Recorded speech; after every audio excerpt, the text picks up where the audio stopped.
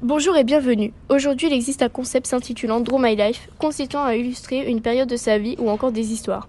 Nous avons repris cette idée et de ce fait, nous allons vous présenter notre Draw My TPE.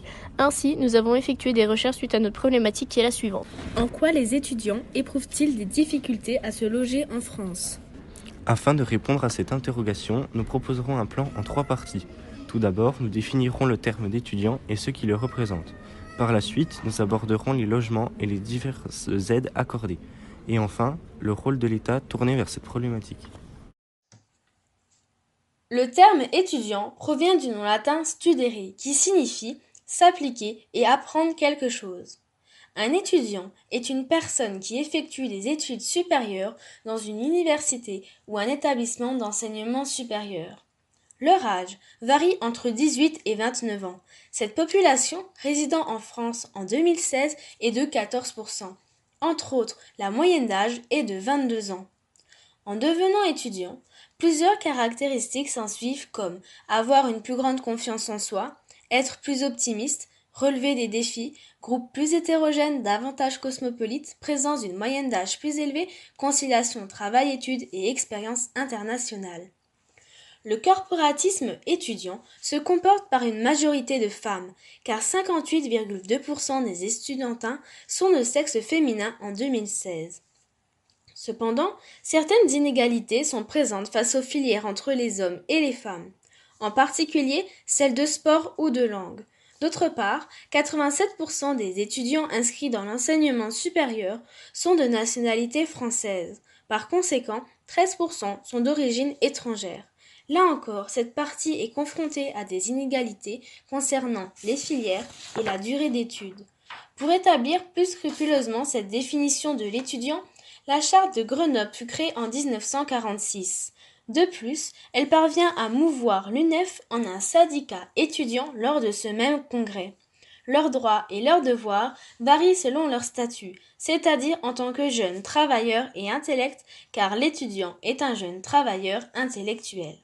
Fondamentalement, un étudiant se caractérise par 600 heures de travail par an, répandues entre les heures d'enseignement et le travail personnel, variant tout de même selon le cursus, les loisirs et les jobs éventuels.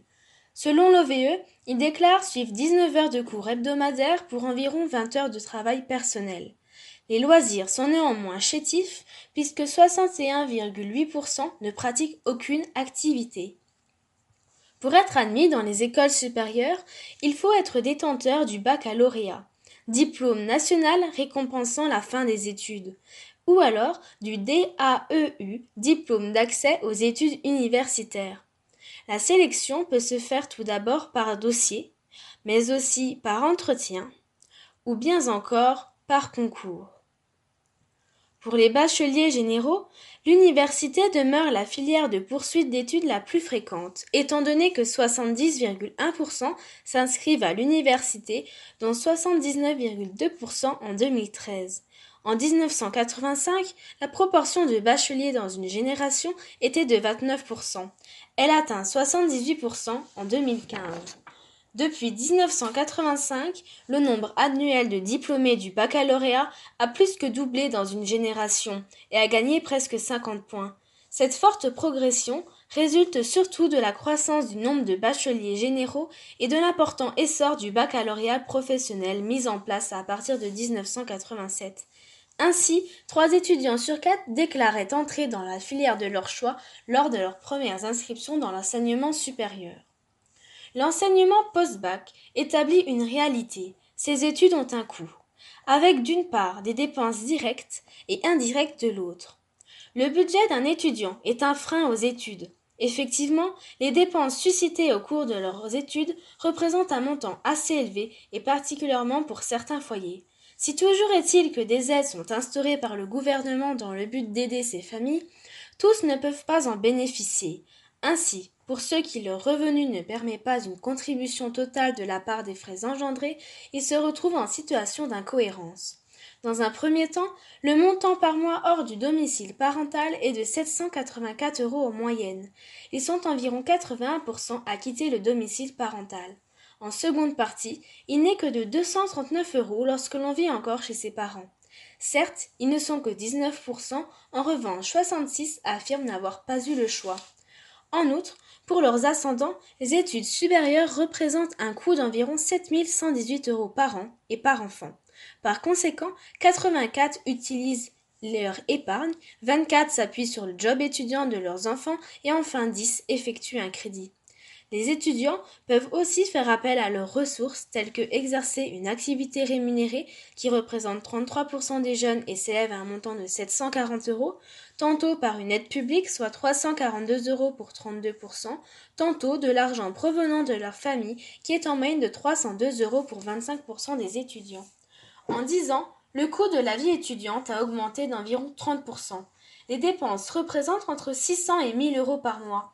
Elles se définissent par différents postes tels que le logement qui est le plus coûtant, s'étendant de 150 à 800 € et représente 55% de la dette. Les frais de scolarité s'élevant entre 184 et 610 €. Il y a aussi l'alimentation qui coûte 200 €, les transports coûtant 50, la téléphonie et Internet qui est à 20 €. Ensuite, l'hygiène pour 50 à 100 € et enfin les dépenses diverses qui peuvent aller jusqu'à 300 €. À l'égard de toutes ces charges, un étudiant sur 4 déclare avoir des difficultés financières. Malheureusement, une partie des bacheliers ne parviennent pas à trouver un logement. Par conséquence de ces difficultés, 35% ne sont pas logés en France. Il existe différents types de logements étudiants, conventionnés ou non, avec des accès parfois réservés en fonction de la situation financière du demandeur. Ces logements étudiants sont plus ou moins économiques et leur disponibilité dépend de la situation du demandeur. Les cités universitaires et résidences du Crous. Le Crous gère 150 000 habitations en France et ne peut donc pas satisfaire les nombreuses demandes de logement. Les logements du Crous sont donc attribués sur dossier et en priorité aux étudiants aux faibles revenus éloignés de leur famille ou aux étudiants étrangers. Le dossier social DSE doit être déposé chaque année entre le 15 janvier et le 30 avril. Les logements sont attribués tous les ans et non pour la durée des études. Un étudiant accepté une année peut donc se voir refuser l'année scolaire suivante. Les chambres des cités Crous universitaires, également appelées cités U, gérées par le Crous, constituent la solution la plus économique pour les étudiants, 150 € par mois en moyenne. Les résidences étudiantes du Crous proposent quant à elles des logements un peu plus grands, de 18 à 23 m², plus récents et un peu plus onéreux, de 250 € par mois en moyenne. Ce sont des studios T1 et T2. Il existe quelques T3 mais en petit nombre. Ces logements ouvrent droit à l'aide personnalisée du logement APL et ALS. Les foyers étudiants. Il existe plusieurs types de foyers. Les foyers étudiants, en règle générale, gérés par les associations, principalement religieuses, et fermés pendant les vacances universitaires. Les foyers de jeunes travailleurs, en principe, réservés aux ouvriers ou aux employés apprentis de 16 à 25 ans. Ils peuvent ouvrir exceptionnellement leurs portes aux étudiants qui répondent à certains critères ou aux ressources modestes. Qui dit foyer dit règlement intérieur assez strict pour les horaires de repas, d'ouverture et de fermeture des portes. Les foyers étudiants proposent des chambres individuelles ou de 2 à 3 personnes pour 380 à 540 € par mois en moyenne. L'hébergement en foyer de jeunes travailleurs ouvre droit à l'aide personnalisée de logement APL. Les logements sociaux pour étudiants. Un logement social est un logement destiné par un organisme, public ou privé, à des personnes à revenus modestes qui auraient des difficultés à se loger sur le marché libre. La loi MLLE de 2009 a adouci les conditions de location dans les parcs HLM afin de développer une offre de logements sociaux réservés aux étudiants et apprentis. Par dérogation, les HLM peuvent louer quelques-uns de leurs appartements meublés ou non aux étudiants sans tenir compte du plafond de ressources. Cependant, les logements sont majoritairement éloignés des lieux universitaires car souvent situés en périphérie des grandes villes. Les logements sociaux de type HLM sont rares, les conditions d'accès restent strictes, leurs accès dépendent de la composition de la famille de l'étudiant et de l'ancienneté de la demande, mais aussi de ses conditions de logement et des difficultés à faire face aux frais de logement. Pour accéder à un logement social étudiant, il faut s'inscrire sur les listes d'attente et renouveler sa demande chaque année. Les logements sociaux étudiants qui sont conventionnés ouvrent droit à l'aide personnalisée au logement APL. Les résidences étudiantes privées. Les résidences avec un type commercial se sont multipliées ces dernières années en raison d'avantages fiscaux accordés aux investisseurs particuliers. Les studios ou les appartements proposés par les résidences sont meublés et plus onéreux que les logements proposés directement par les bailleurs privés en raison des services collectifs qui sont proposés. Petit déjeuner, nettoyage régulier des locaux, fourniture de linge de maison, réception. Ces services sont variés, laverie, foyer, salle de gym, mais doivent être nécessairement comporter 3 à 4 prestations. Les contrats de location proposés par les résidences Estudine, Lauréat, Studélite, Aparté-Stud, Nexity Studéa sont strictement réglementés et relèvent de la législation des meublés. Ces résidences ne sont pas conventionnées et les étudiants ne peuvent donc pas bénéficier de l'APL mais de l'ALS. Les bailleurs privés. Il est toujours possible de s'adresser à des bailleurs privés, soit directement avec le propriétaire, soit par l'intermédiaire d'une agence immobilière qui demandera des frais, soit 1 mois de loyer hors charge en moyenne. Les bailleurs privés sont la catégorie qui propose le plus de logements et certains souhaitent souvent même ne louer qu'à des étudiants grâce au bail étudiant. La colocation pour étudiants. La colocation est possible dans certains logements du Crous, dans les logements sociaux pour étudiants et auprès des bailleurs privés. Cela engendre moins de frais et plus de convivialité. Chaque bailleur peut accepter ou non de louer son logement en colocation et c'est généralement lui et également lui qui choisit le nombre de colocataires pouvant s'installer dans l'habitation. Les chambres chez l'habitant. Location étudiant, premier site immobilier de France pour les logements étudiants, propose des chambres chez l'habitant, résidence étudiante, particulier ou professionnel de la location. Les difficultés pour se loger. Véritable parcours du combattant à chaque rentrée entre juin et septembre. C'est la course au logement pour des dizaines de milliers d'étudiants. Trouver un logement est une réelle difficulté pour près de 8 étudiants sur 10. Manque de logements disponibles, loyer trop élevé, une quête semée d'embûches et qui nécessite souvent des sacrifices financiers, car beaucoup de villes universitaires affichent des loyers particulièrement élevés. Les étudiants sont 73% à rencontrer des difficultés pour trouver un logement, et ce, quel que soit le type de logement recherché, relevé par une étude menée par la Consortium Immobilier auprès d'étudiants âgés de 18 à 25 ans. Les difficultés liées pour 70% des sondés à des loyers trop élevés ou à des ressources trop faibles. Le manque de logements disponibles est également un problème pour 21% d'entre eux. Pour la plupart des étudiants, la quête d'un toit relève bien souvent de la course aux obstacles. Surveillantes fiévreuses des sites d'annonces immobilières, assauts d'amabilité auprès des propriétaires lors des visites sont au rendez-vous. L'étude révèle que les étudiants sont 59% à rechercher une location meublée, 37% une location vide et 31% une chambre en CTU. Les adeptes de la colocation ne sont que 22%, tandis que l'hébergement chez leurs parents ou famille est choisi par seulement 7% des étudiants. Le logement compte pour 80% du budget étudiant. Si 70% des étudiants éprouvent des difficultés face au loyer trop élevé, c'est en partie dû au fait que le logement est leur poste de dépense principale, soit 80% de leur budget, très largement devant les frais de scolarité 8% et les dépenses alimentaires 7%. D'autant plus que pour 85% des étudiants, le budget mensuel, charges comprises, est de moins de 500 € par mois. Tandis que 13% ont un budget mensuel compris de 500 à 800 € et l'étude révèle que seulement 1% des étudiants disposent de plus de 800 € par mois. En 2013, les loyers représentaient 55% du budget annuel des moins de 30 ans. Pour aider les étudiants à diminuer les dépenses liées au loyer, l'État a mis en place des aides financières. Il en existe plusieurs qui sont définies en fonction de l'âge et de la situation des individus. Les allocations logement sont des aides financières proposées par la Caisse des allocations familiales.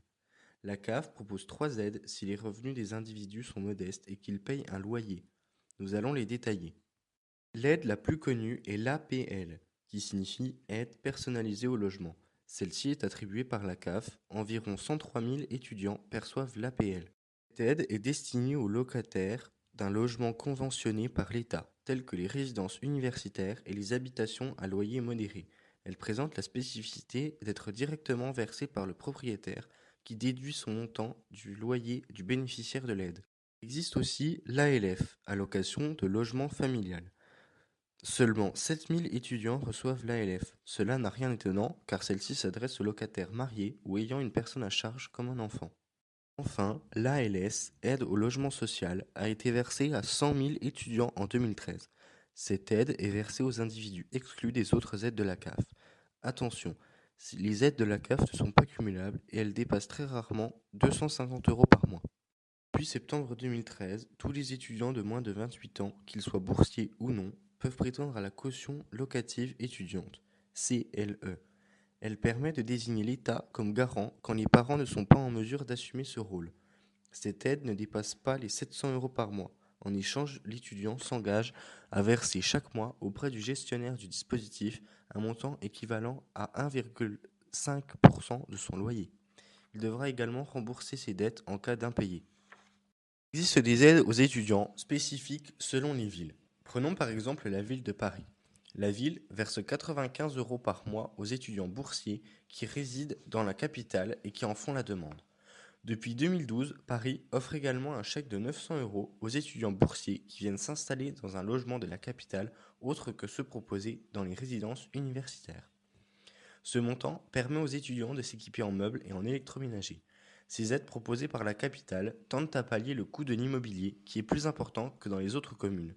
En effet, les budgets des étudiants parisiens sont composés à 88% du loyer. Le revenu minimum étudiant, RME, est une initiative locale mise en place par certaines communes. Les conditions d'attribution varient donc selon les villes proposant ce dispositif, mais les critères restent communs. En voici quelques-uns.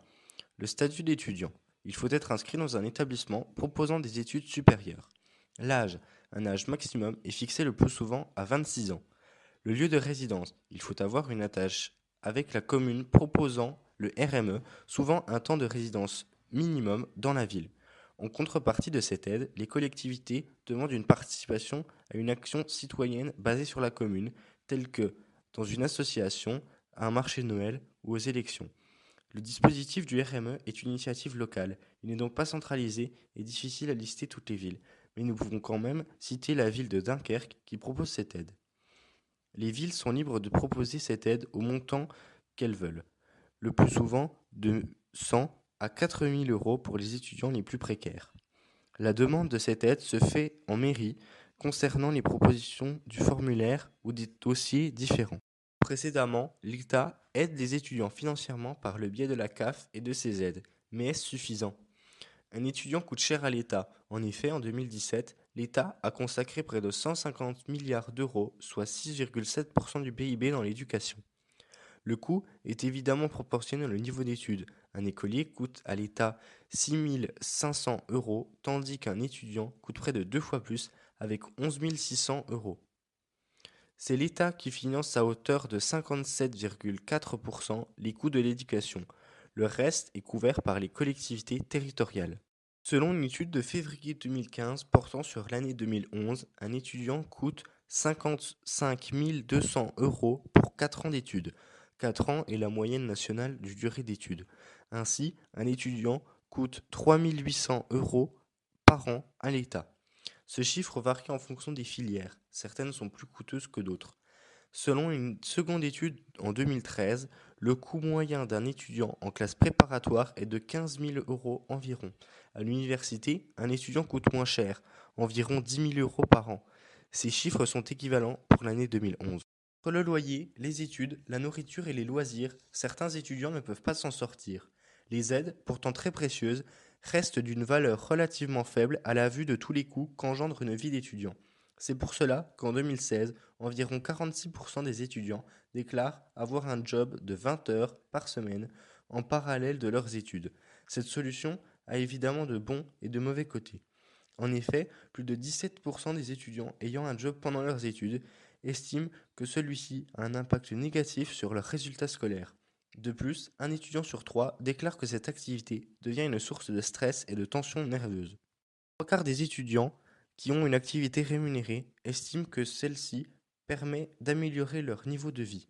Ils sont aussi environ 64% à dire que cela permet d'assurer leur indépendance à l'égard de leurs parents.